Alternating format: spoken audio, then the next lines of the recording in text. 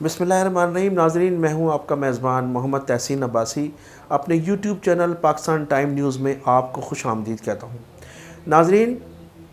गुज़िश्ता vlog में भी मैंने आपको एक नीम खुशखबरी सुनाई थी और आज भी मैं अपने इस व्लॉग का इब्तिदा उसी नीम खुशखबरी से करना चाहूँगा। पाकिस्तान को FTF के इजलास में ग्रे लिस्ट में बरकरार रखने का फ़ैसला किया गया है और इसके मुतालिक मैं पिछले व्लॉग में भी आपको इत्तला दे चुका था कि हमें उसी लिस्ट में बरकरार रखा जाएगा जिसमें हम पहले शामिल थे। इसराइल और हिंदुस्तान की तमाम तर साजिशों के बावजूद भी अल्हम्दुलिल्लाह हम ग्रे लिस्ट में ही हैं। इन ममालिक की ये कोशिश थी कि हम इस किस्म का माहौल पैदा किया जाए, पाकिस्तान के ख़िलाफ़ इस किस्म के प्रूफ दिए जाएं ताकि इन्हें ब्लैक लिस्ट में शामिल किया जाए। अल्हम्दुलिल्लाह अगर हम वाइट लिस्ट में शामिल ना हो सके तो ग्रे लिस्ट में मौजूद हैं। हमारी हुकूमती इक़दामात तो इस कदर थे कि हमें वाइट लिस्ट में शामिल किए जाना चाहिए था। जो 27 शराइत हमें दी गई थी उनमें से 21 शराइत पर हमने मुकम्मल की थी और जो चंद रह गई थी उसमें भी काफ़ी हद तक हुकूमत की जानिब से वर्क किया जा चुका था। अब यह इजलास 4 माह के बाद होगा और इजलास में ये फ़ैसला किया गया है कि मज़ीद 4 शराइत जो मज़ीद शराइत रह गई हैं इनको मुकम्मल किया जाए तो हम पाकिस्तान को वाइट लिस्ट में शामिल किए जाने पर सोचो विचार करेंगे। और उससे कबल मार्क्स प्लेयर अपने पूरे इजलास ग्रुप के साथ न सिर्फ पाकिस्तान का दौरा करेंगे और पाकिस्तान में इन किए गए इक़दामात को वॉच भी करेंगे। अब सूरत हाल हम इस तरफ आते हैं कि 18 अक्टूबर को जो कैप्टन सफदर की गिरफ़्तारी और उसकी जानिब से जो मज़ार क़ैद पर हुल्लड़बाजी की गई वो इससे मुंसलिक नज़र आता है। क्यों कि 21 अक्टूबर से 23 अक्टूबर तक FATF का इजलास होना था और इस इजलास में ये बावर कराया जाने की कोशिश की गई कि कराची में जो कैप्टन सफदर की गिरफ़्तारी और गिरफ़्तारी के बाद जो पुलिस ने किरदार अदा किया, भारतीय मीडिया ने उसे इस तरह से पेश करने की कोशिश की गई कि खुदा न खास्ता कराची में खाना जंगी से ऐसी सूरत हाल है, पुलिस और फ़ौज मद्दे मुकाबिल हैं, अवाम सड़कों पर निकल आए हैं और कैप्टन सफदर की गिरफ़्तारी ने पूरे मुल्क को मफलूज करके रख दिया है। अगर हिंदुस्तान का मीडिया उठाकर देखें तो अखबारात की ख़बरें और मीडिया चैनल की ब्रेकिंग न्यूज़ थी वो इससे भरी हुई थी और ये तमाम रिकॉर्ड जो है उस इजलास में पेश किया गया और ये साबित करने की कोशिश की गई पाकिस्तान में एक कर्फ्यू जैसा माहौल है, बल्कि सिंध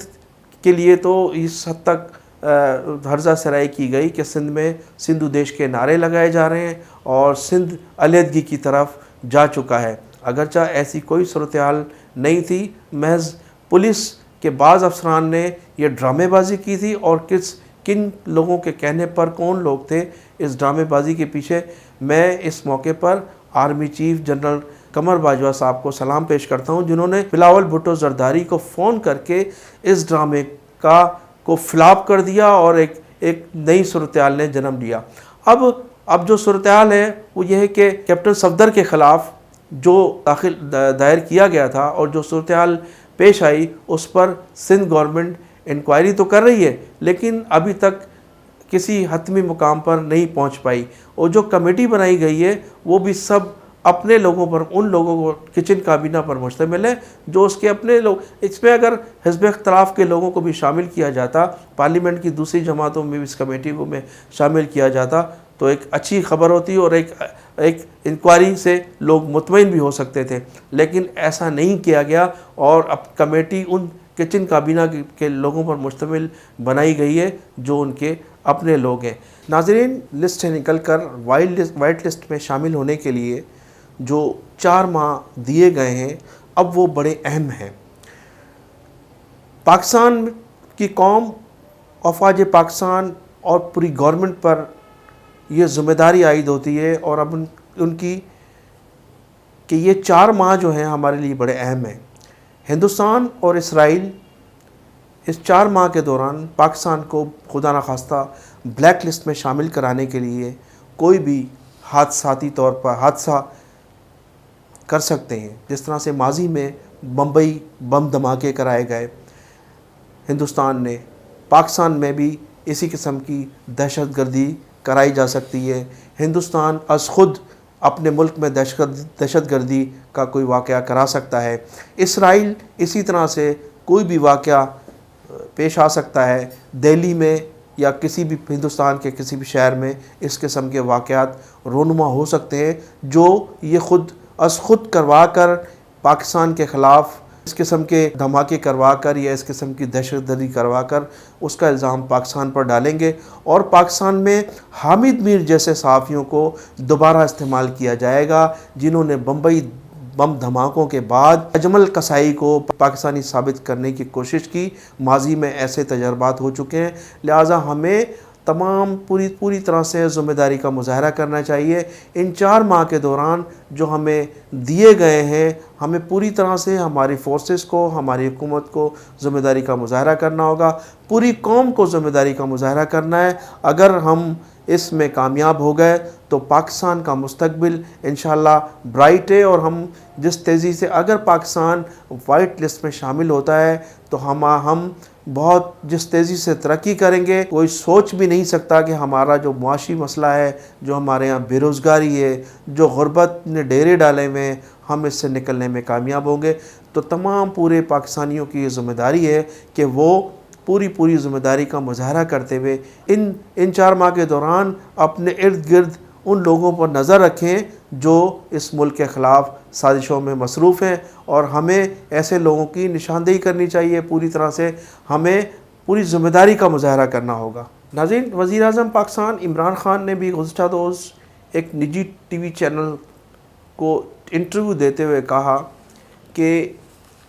کسی بھی صورت میں چوروں کو نہیں بخشا جائے گا، نہ میں کسی کو NRO دوں گا اور نہ کسی کو بھاگنے دیا جائے گا۔ جو لوگ بھاگ چکے ہیں، جو ملک چھوڑ کر گئے ہیں، ان کو بھی ہر صورت میں پاکستان واپس لایا جائے گا۔ ان کا اشارہ نواز شریف کی جانب تھا۔ انہوں نے کہا کہ وہ عدالت کو بھی دھوکہ دے کر گئے ہیں، فوج کو بھی دھوکہ دے کر گئے ہیں، حکومت کو بھی دھوکہ دے کر گئے ہیں۔ انہیں کسی بھی صورت، خواہ مجھے وزیر اعظم برطانیہ سے ملنا پڑے یا مجھے خود جانا پڑے، میں ان کو ضرور پاکستان لے کر آؤں گا۔ انٹرویو کے دوران انہوں نے یہ بھی انکشاف کیا کہ جن دنوں FATF کے سلسلے میں قانون سازی کے لیے قومی اسمبلی میں قانون سازی کے لیے ہمارے حزب اختلاف سے مذاکرات جاری تھے، ان حزب اختلاف کی جماعتوں نے، PDM کے لوگوں نے، ان کے قائدین نے ہم سے NRO مانگنے کی کوشش کی۔ ہم سے کہا گیا کہ تمام مقدمات ختم کیے جائیں، تمام کرپشن کے مقدمات ختم کیے جائیں، نیب کو ختم کیا جائے، ہمیں سہولتیں دی جائیں۔ ہم اس صورت میں FATF کے سلسلے میں جو قانون سازی کی جا رہی ہے، ہم حکومت کی بھرپور حمایت کریں گے۔ انہوں نے بتایا کہ میں نے اس سلسلے میں بالکل ان کی کوئی شرائط نہیں مانی اور ان کو صاف انکار کر دیا تھا کہ میں کسی بھی صورت NRO نہیں دوں گا، لیکن ان کا کہنا تھا کہ الحمدللہ اس کے باوجود بھی حزب اختلاف کی جماعتوں کے تعاون کے بغیر بھی ہم نے اس بل کو قومی اسمبلی سے پاس کرایا، FATF میں گئے، اللہ تعالیٰ نے ہمیں کامیابی دی اور ہم اس وقت گرے لسٹ میں ہیں، لیکن 4 ماہ کے بعد اپنی ان کاوشوں سے، محنتوں سے، قوم کی دعاؤں سے ہم وائٹ لسٹ میں شامل ہونے جیسے اہل ہو جائیں گے۔ ناظرین، میں انہی الفاظوں کے ساتھ اجازت چاہوں گا۔ آپ اپنا بھی خیال کیجئے گا اور میرے چینل کا بھی خیال کیجئے گا، اس کو سبسکرائب کیجئے گا۔